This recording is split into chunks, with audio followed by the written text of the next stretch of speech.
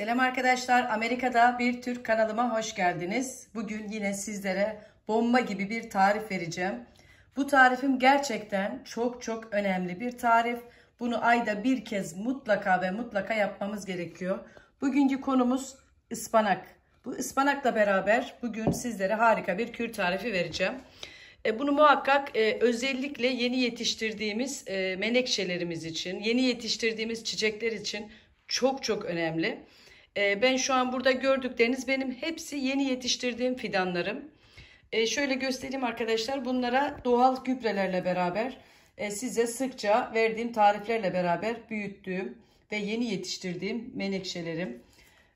Bunları sizlere neden gösteriyorum? Doğal besinlerle beraber hızlı bir şekilde menekşe üretimi nasıl yapabiliriz? Begonya üretimi nasıl yapabiliriz? Orkidelerimizi en doğru şekilde nasıl bakım yapabiliriz? Bunlardan yola çıkarak size verdiğim tarifler kesinlikle elinizin altında bulunan, kesinlikle herkesin evinde olan malzemeler, çok faydalı malzemeler, hiçbir kimyasalı olmayan malzemeler. Bizde herkes çiçek sahibi olsun, herkesin evinde menekşeleri olsun, böyle bol yapraklı yavrular veren menekşeler olsun. Bir yapraktan bakın en doğru şekilde bakım yapıldığı zaman ne kadar güzel bir üretim elde etmiş oluyoruz. Bunları saksılarına alacağım arkadaşlar. Gördüğünüz gibi çok güçlü bir şekilde yavru veren menekşe yaprakları bunlar. Bakın şurada yine size göstereceğim yeni hibritlediğim. Bakın yeni hibritlediğim bir menekşem. Çok kısa bir sürede yavru verdi. Çünkü hep doğal besinlerle beraber sulayıp doğal besinlerle beraber baktığımız için çok hızlı bir şekilde yavru verebiliyor. Verdikten sonra da hızlı bir şekilde büyümeleri için de yine aynı bakımlara devam etmemiz gerekiyor. Bunlar bu yıl yetiştirdiğim yavrular. Bakın bolca yaprak verdiler. Çiçek açtılar. İlk çiçeklerini döktüler. Sizlerle paylaşmıştım. Bolca yaprak vermeye yine devam ediyorlar ve çok canlı yapraklar, çok diri ve sağlıklı yaprakları var. Bunlar için de en doğal besinleri sizlerle beraber bütün tarifleri sizlerle paylaşıyorum. Hiçbir şekilde yan etkisi olmayan çok faydalı kürler. Bakın orkidemin canlılığını görüyorsunuz. Verdiği yapraklarını da göstereyim. Bakın buradan hemen dal vermiş. Vermeye de devam ediyor yine arkadaşlar gördüğünüz gibi. Ve size öyle besinler veriyorum ki hiçbir şekilde maliyeti olmayan bedava herkesin evinde olan ürünlerle beraber yapabileceğiniz kürler bunlar. Yalnız bunları yaparken de çok dikkat etmemiz gerekiyor. Örneğin sebze sularının çiçeklerimize çok faydalı olduğu hep söyleniyor ve gerçekten faydaları var. Ama yapılan bir yanlıştan bahsetmek istiyorum. Örneğin sebze haşlıyorsunuz ve eğer içerisine tuz koyduysanız asla ve asla tuzlu hiçbir sebze suyunu çiçeklerimize uygulamıyoruz. Kesinlikle tuzsuz olması gerekiyor. Örneğin fasulye haşlıyorsunuz, nohut haşlıyorsunuz.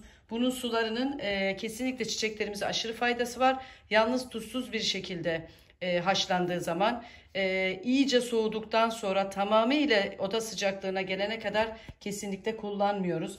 Acele edip sıcak bir şekilde çiçeklerine ılık diyelim, sıcak değil de uygulayan arkadaşlarımız oluyor ve üzülerek bana mesaj yazıyorlar. Yaptıkları hataları da ne yapabilirim diye bana soruyorlar ve kesinlikle çok dikkat etmemiz gerekiyor arkadaşlar. Her şey doğru kullanılırsa faydası var. Yanlış kullanılan hiçbir şeyin çiçeklerimize asla bir faydası yok zarardan başka. Şimdi ıspanakla hazırlayacağımız kür gerçekten çok basit.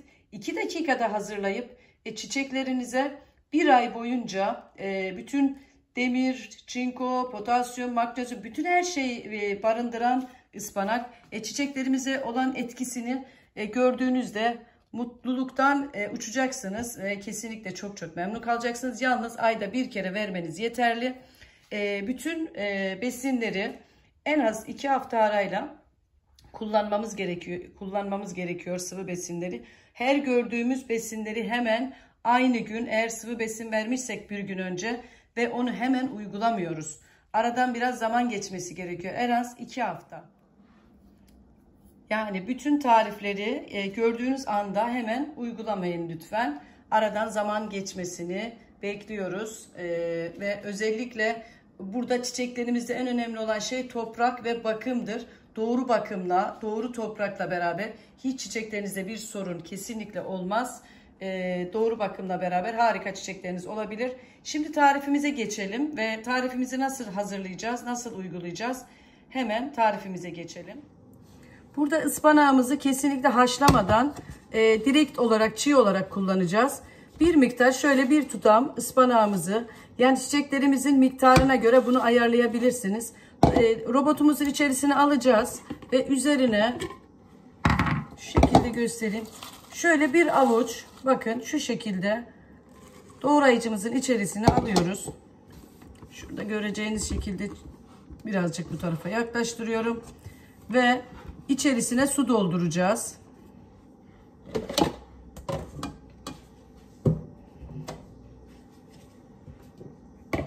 Dinlenmiş oda sıcaklığında su olmasına dikkat edin. Hemen kullanacağımız için.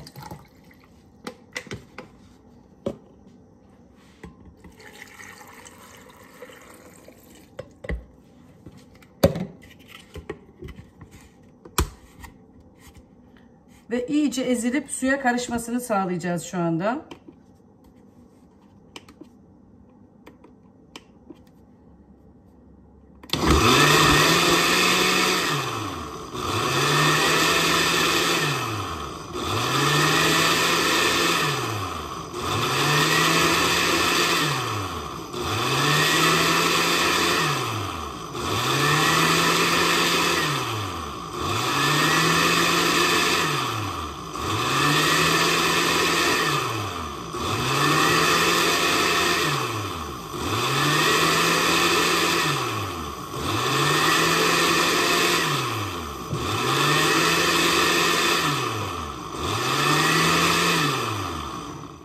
Bu kadar yeterli. İyice suyumuzun içerisine karıştı. Bak gördüğünüz gibi suyu yemyeşil bir şekilde hazır. Şimdi bunu süzeceğiz arkadaşlar. Süzdükten sonra suyumuzla beraber karıştıracağız. Biraz daha açacağız, seyrelteceğiz arkadaşlar. Ve ondan sonra uygulayacağız. Şöyle su kabımı alayım şöyle. İnanın uyguladıktan sonra muhakkak ayda bir kere yemek yapacağınız zaman birazını ayırıp çiçeklerinize kullanacaksınız. Şu şekilde iyice süzüyorum.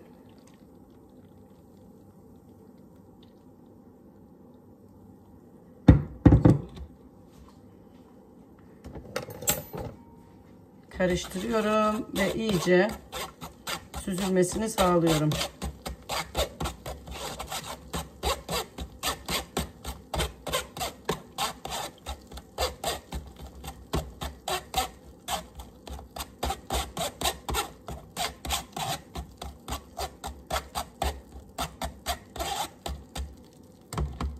Evet, şu anda karışımımız hazır. Bunu çok gönül rahatlığıyla rahatlıkla kullanabilirsiniz. Benim şu anda sulama suyumun içerisinde suyum var. Dinlenmiş bir suyum. Onun içerisine ilave ediyorum. Yani karıştırıyorum.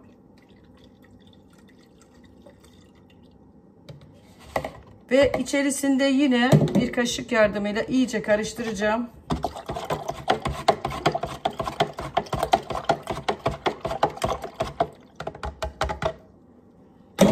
Ve şu anda karışımımız hazır. Çiçeklerimize uygulayabiliriz.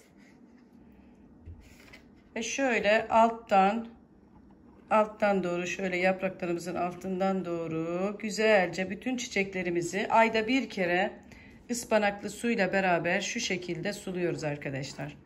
Ve faydasını gördüğünüzde bana gerçekten çok teşekkür edeceksiniz eminim.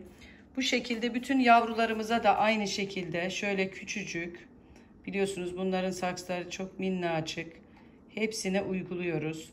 Şu hibritlediğim buna da hemen uyguluyorum. Ve bu şekilde bütün çiçeklerimize gönül rahatlığıyla beraber uyguluyoruz ve faydalarını gördükçe siz de gerçekten çok şaşıracaksınız. Şu şekilde alt yapraklarından uyguluyoruz arkadaşlar. Hepsi bu kadar. İzlediğinizde ve uyguladığınızda farkı göreceksiniz. Muhakkak yorumlarınızı bekliyorum. Mesajlarınızı da bekliyorum. Hepinize çok teşekkür ediyorum şimdiden. Hala kanalıma abone değilseniz abone olmayı ve zil sesini açmanızı bekliyorum arkadaşlar. Bir dahaki videomdan haberdar olmak için hepinize sevgiler, selamlar gönderiyorum. Hoşça kalın.